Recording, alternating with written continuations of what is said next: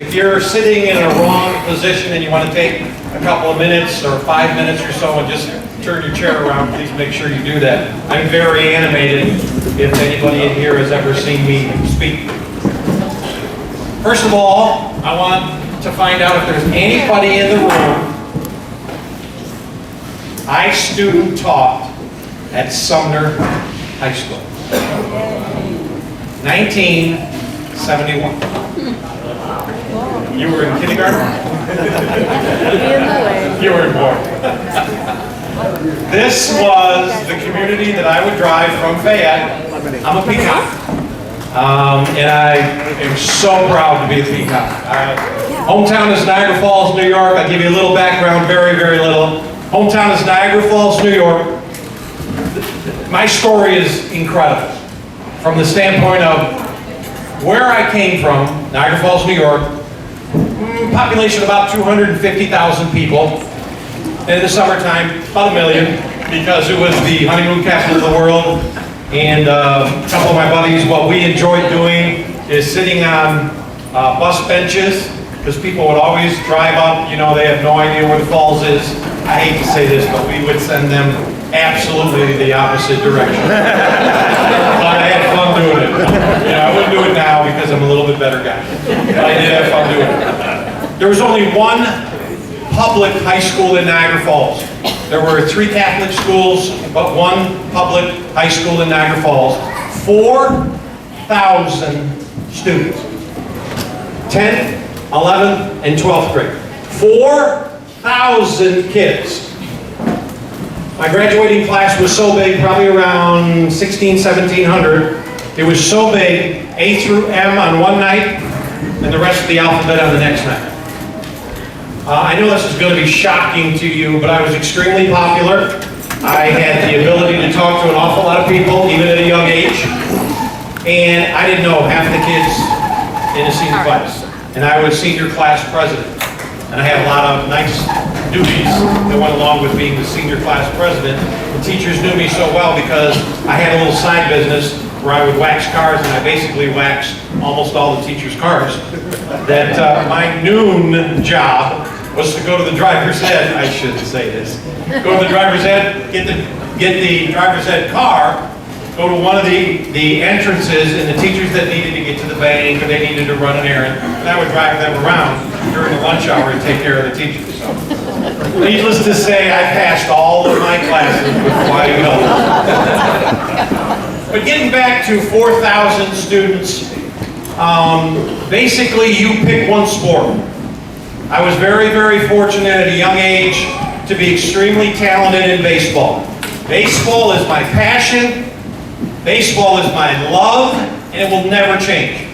Never change.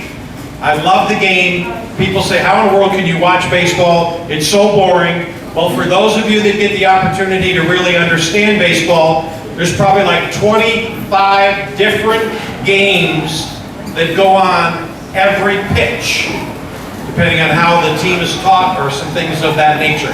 If you go to a game or AA game or AAA game or Major League game, and you get to see the actual togetherness of the team functioning together, it's an amazing game to watch. But I won't bore you with that stuff. I was tired of the big city life. I was tired of 4,000 kids. My baseball coach at that time in high school knew a baseball coach in Iowa that he said, I'd like to make a call on your behalf because I know you have the ability to play college basketball, or excuse me, college baseball, and I know that you just don't like the big city atmosphere. I said, would you do that for me? I said, I'd really appreciate it. And lo and behold, he calls him, he said, we'd love to have Tony. Absolutely. And literally, the following week, an admissions counselor came from Fayette and put on a presentation at our high school. And I literally was sold on pictures out of a catalog. I never visited campus. I've recruited now 6 years in Omaha at Creighton University and then 12 years at Northern Iowa. I will not allow a kid to ever make a decision without being on campus. I mean, I saw pictures of the Boulder River, and I mean, it was gorgeous. Fox Island Park. I mean, it couldn't get any better than that. Well, anyway, to make a long story short, I wanted to go to Upper Iowa. I had the opportunity to play baseball. It was a perfect fit that I thought was pretty cool. I was going to play college baseball. Well, you have to understand, never went on campus, never, we didn't have where you could go and cell phones and all that stuff. When I went to school, probably a couple of you were probably pretty similar. We had these big, huge concrete blocks. We'd have to chisel our assignments and everything, and you carry them on your shoulder and all that stuff. I mean, that was hard. That was really hard. My shoulders are so big right now. But anyway, we're leaving for school. It's must have been late August. We're leaving for school. My dad's way of traveling is you drive about maybe 75 or 100 miles in a day. You leave at 6 in the morning. You do the math, even though it was, like 45 and 50 mile an hour speed limits. And then you find the best Holiday Inn you could possibly find, and then enjoy the rest of the day. So about a week later, we get to Cedar Rapids. And, my mom's dealing with this okay, and my dad that's the way he is. About 100 miles, 75. I think it's time we just find a place to stay. Well, anyway, we ended up in Cedar Rapids, and you know the drill, and you know what I'm going to talk about. We head out 151, if I'm thinking right, then we run into 150. There's 12-foot cornrows on this side, and 12-foot cornrows on this side. I have to switch glasses. I had to put on my sunglasses because Tony had some tears in his eye. And he's literally saying, what in the world did I just get myself into? Then we pull into Fayette. Oh my goodness gracious. I mean, we go from, I can't even think of it, State Street, whatever it is. We go 4 blocks and we're out of town. 4 blocks and we're out of town. But those of you that remember the old days in Fayette, there was a kind of either a tavern or a restaurant on every corner when you went through Fayette. So, and I never knew that, people just told me that. That's what that happened. But anyway, my dad always would tell the story every single day. I would call home every day. He'd show that my dad was vice president of Union Carbide. Union Carbide was one of the largest chemical corporations in the country. All the big DuPonts and Kimberly-Clark and everything else was all out east and everything like that. My dad was a very, very brilliant man. And I would beg him, will you please put some money in my checking account so I can get somebody to drive me to Waterloo, I can get on Ozark Airlines, and I can come home. He'll be okay. He'll be all right. And then he was just, again, he got tired of listening to me because I'm serious. I called every night. And he said, let's do this. He said, you come home for Thanksgiving, we'll sit at the kitchen table. And you got to understand, everything in an Italian family is done over food, mostly pasta. And remember, our hands are all over the place. And I said, Dad, I'm okay with that. I'm all right with that. Like I said, he's a brilliant man. A couple days before break, he said, did you realize that you will get out of school, you just have Thursday, Thanksgiving, Friday, the weekend, Saturday, you'll have to fly back on Sunday. I just don't think there's enough time for us to make a decision like that based on really the rest of your life. I think you should stay there till Christmas. I knew, but he knew my mentality, he knew my ability to meet friends, and to this day, I still communicate with all those kids that helped me, those students that helped me, their parents that helped me get acclimated to seriously. And I've been almost in every state now in the United States. One of the best environments is the state of Iowa. And when you stop and think about it, and I finally got the opportunity to realize how good we have it here. And I know we always look on the other side of the fence, and sometimes the grass is a little bit greener, but like my dad would always say, if you just fertilize your grass, mow it every once in a while, you don't have to go anywhere. It's beautiful. It's gorgeous. And seriously, you'll be the envy of a lot of people. And it's true. It really is true. And when I found out the wholesomeness and the kindness and the relationships that people have in the state of Iowa with each other. You know, I don't know if anybody here has ever lived on the East Coast, and I'm, specifically talking about New York. And when they talk about if the guy down the street got a new color TV, guess what? We got a new TV. If somebody got a new car 2 blocks down, and they were in your family, guess what? In about a week or so, we're getting a new car. And they're not very friendly. I mean, it took me a long time to get used to this. You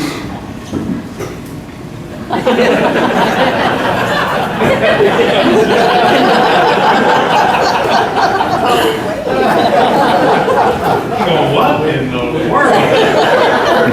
You figure it out. But I'm telling you right now, I drive a Cadillac and I drive a Hummer. I have 2 cars. And I do this a lot.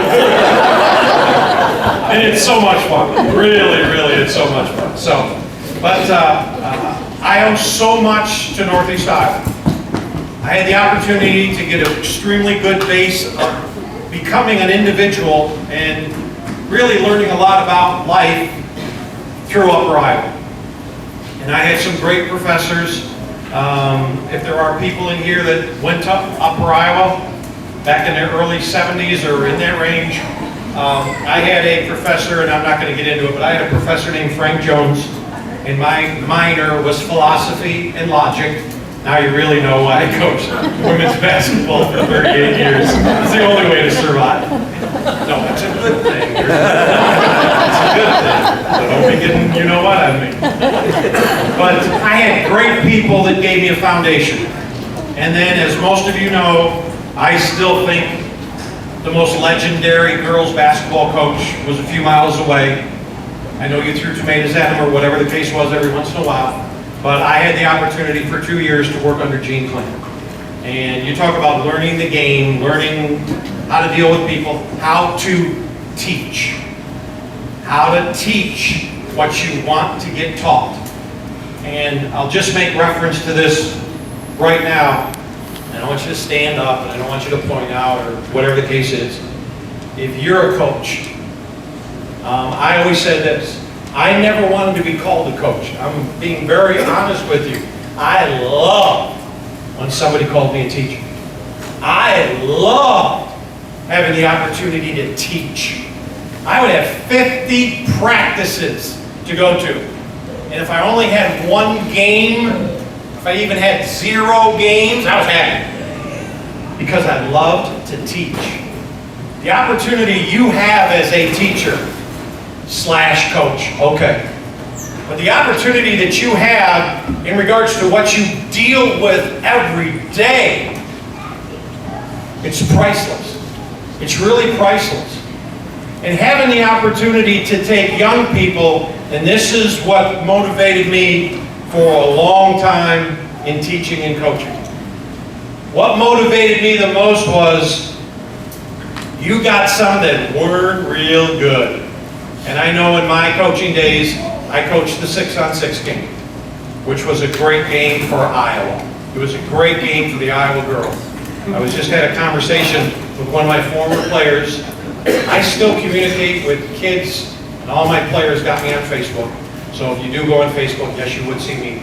But all my players got me on Facebook because that's how they wanted to communicate.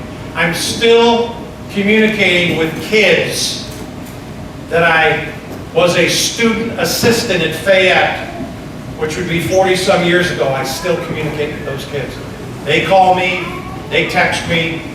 I am in the 21st century. I didn't even bring my phone, but I am in the 21st century. I can't do anything with it because it's a smartphone. I can't do anything with it.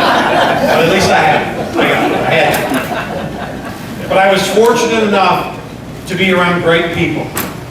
Or when I left West Central Maine, I had again, the opportunity to be at Montezuma. For those of you that remember girls basketball back in the day, you're talking about the 3 top teams. Sorry, hope I'm not offending anybody. Minneapolis, Montezuma, and West Central Maine. And I had the opportunity to work for Gene. I followed Carol Rugland, and I worked with Carol and Bud McLaren every summer at camps. And it was, I mean, we would wait till about 9 or 10 o'clock in the summer when we were working camps, and then we would leave there and go to like a restaurant or an establishment, and we'd take these brown bottles, and they would kind of be players. And I'm sitting with Gene Klink, Carol Rugland, and Bud McLaren. If you know the game, those are the three legends in girls 6-on-6 basketball. And Tony would sit right there, not say a word, broke, but he would find ways to buy these three guys a brown bottle and let them diagram plays and just listen, and listen, and listen, and then learn philosophy. Learn how you teach something. Learn how you teach to block out. Learn how to defend the screen and roll. Learn how to do what you need to do to be successful. And each one of them not only were great teachers, but they also understood the philosophic part of teaching and coaching. And you are in a situation now in the 21st century where you have so much available to you. You have so many things, and coaches, you're amazing.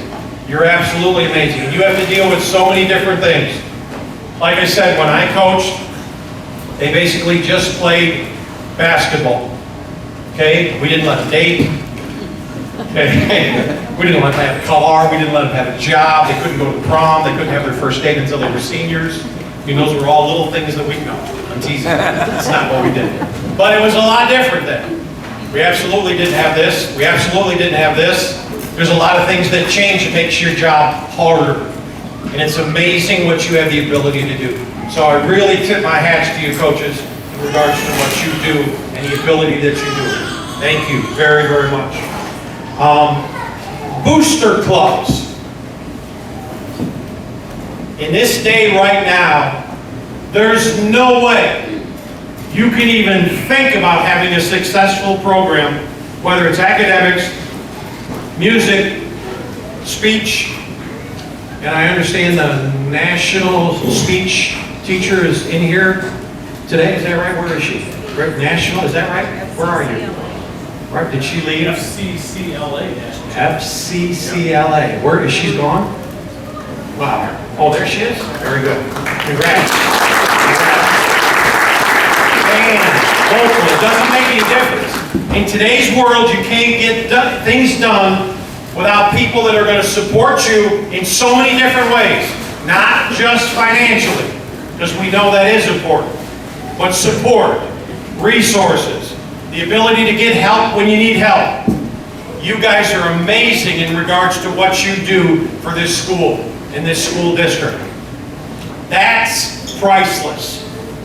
And you know, I talk a lot to different groups, and we talk about the theory of giving back, the theory of paying it forward, the opportunity that we have in life to make a difference in someone's life. And think about that. And this is a little bit that bothers me in our society right now. We take too many things for granted. You got to understand, boom, gone. I know some of you either do know it or you don't know it. I have a zipper on my chest. I have a zipper on my chest. It's not a real zipper. But it sure looks like one when I look in the mirror. And every time I look in the mirror, I think about a second chance. Because it didn't have to be. Did not have to be that way.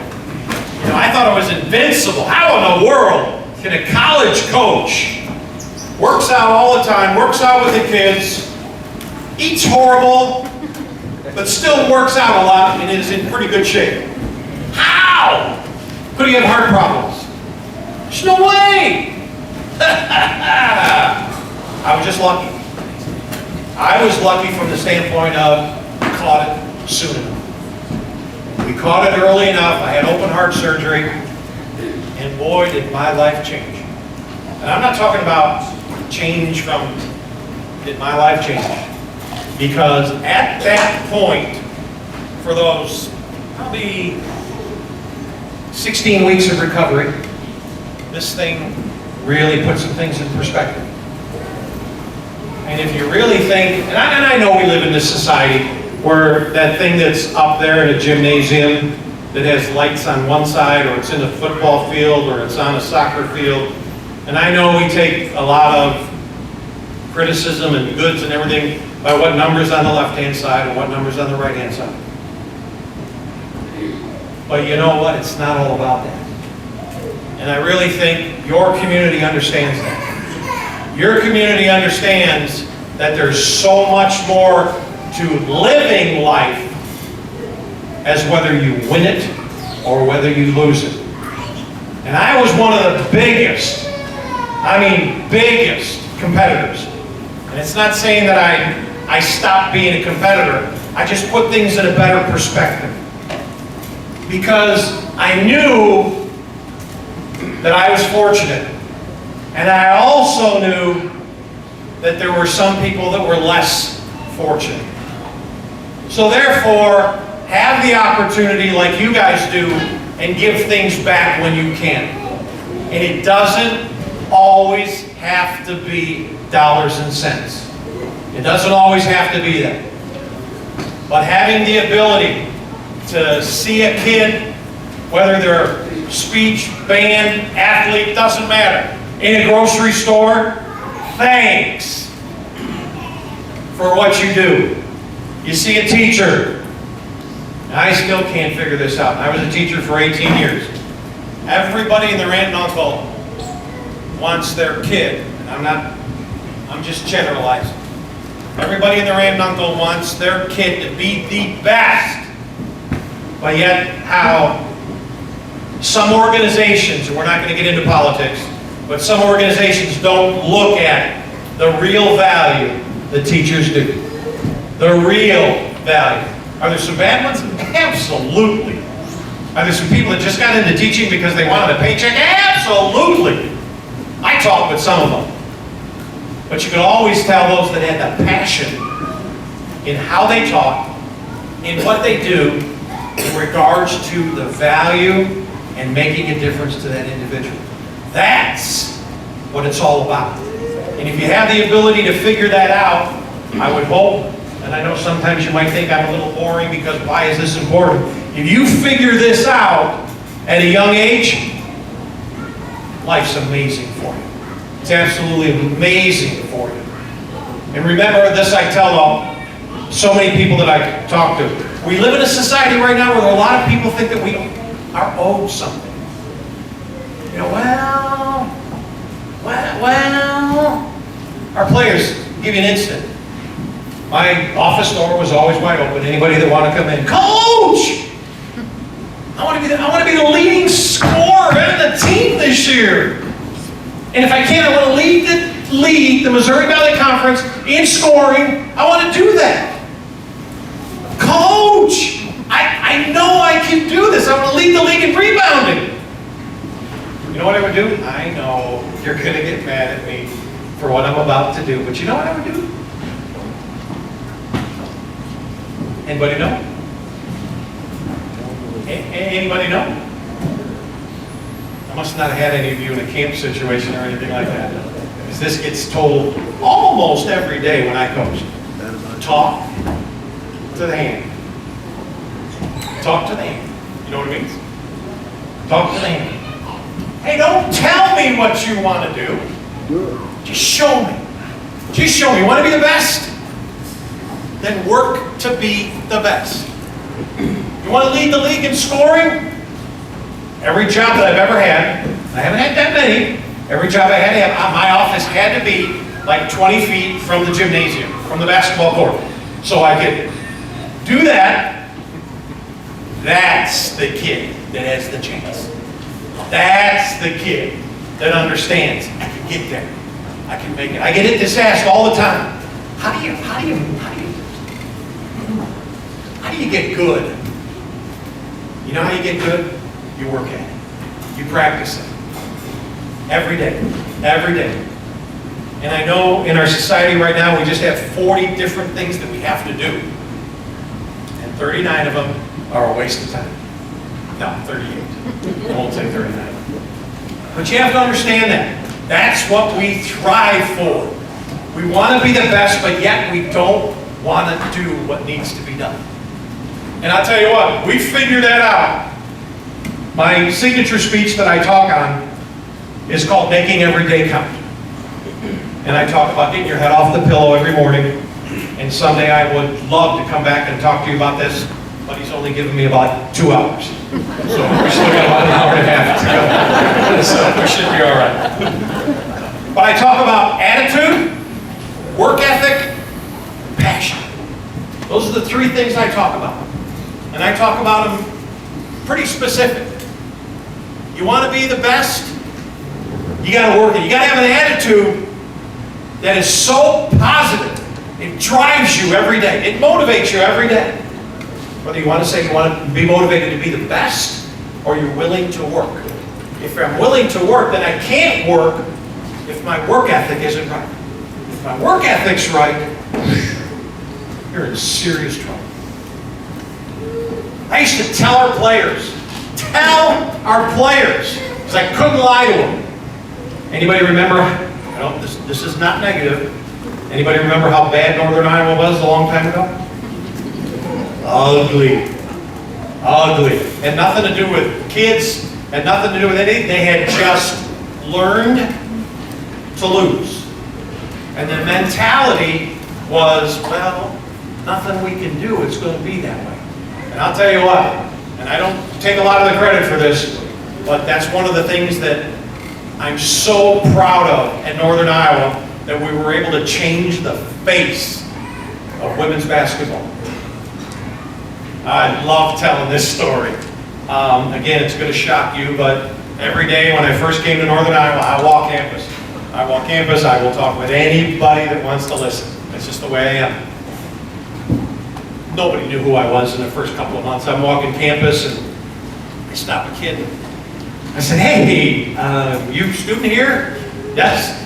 I said, hey, you go to sporting events? Yeah, I go to sporting events. Do you go to women's basketball games?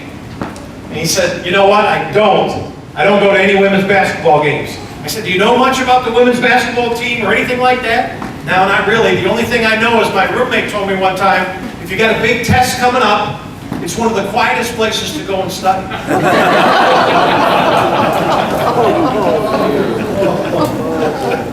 It was true.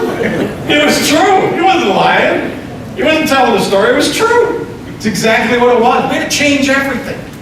We had to change everything. We had to change the mentality. And in life, that's one of the greatest feelings to be a part of. And, first of all, we had to recruit with smoke and mirrors, is that what they call it? Because we had to tell everybody, don't you repeat this. We had to tell everybody, it was so much fun to play basketball in the dome. What a horrible place to play basketball. Are you nuts? You're looking down there and you still can't see the end. And they kept the goalposts up there during the basketball season. So that was really good. But we had to tell them, And then we moved to the West Gym, which was a great move for us. But you have to understand, it was a little dated. It was very dated. But we found ways to make it work. And that's the same thing about your lives and our lives. You find ways, and that's the fun. That's the fun part of doing what we do. You have the chance to make a difference. And you guys are doing that in your community. How cool. How cool.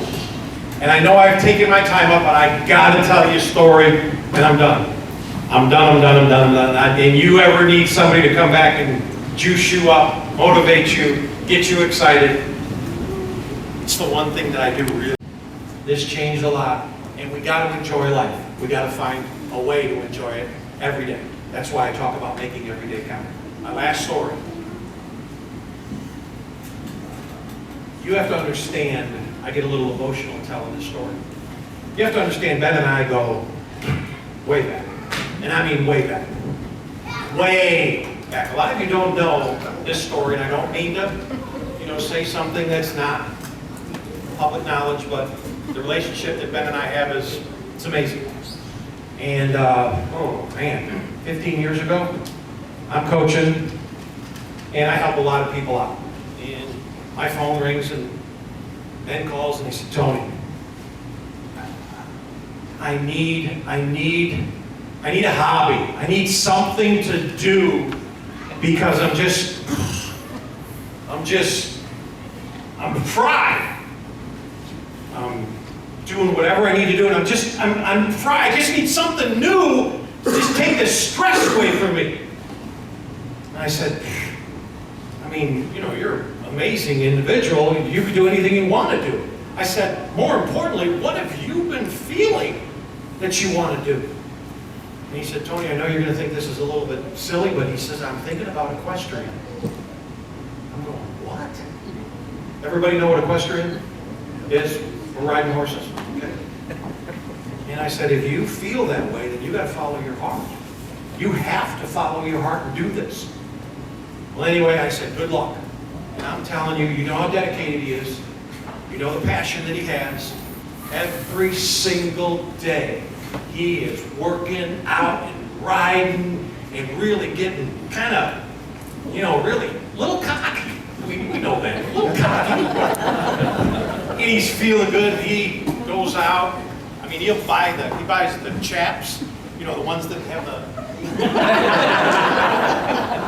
And I mean, he goes and buys the vest, and it's got those little, whatever they call those things in it, he's riding and they're just flopping it and everything. And he finally goes out and buys the big hat. He buys the big 10-gallon hat. And I mean, he's riding and riding, hey, look at me! He's taking his hat off, being a little cocky as well. And then all of a sudden, we almost lost him. He got his foot caught in the stirrup on the back. And if it wasn't for the Kmart manager coming out and pulling the plug in the lever,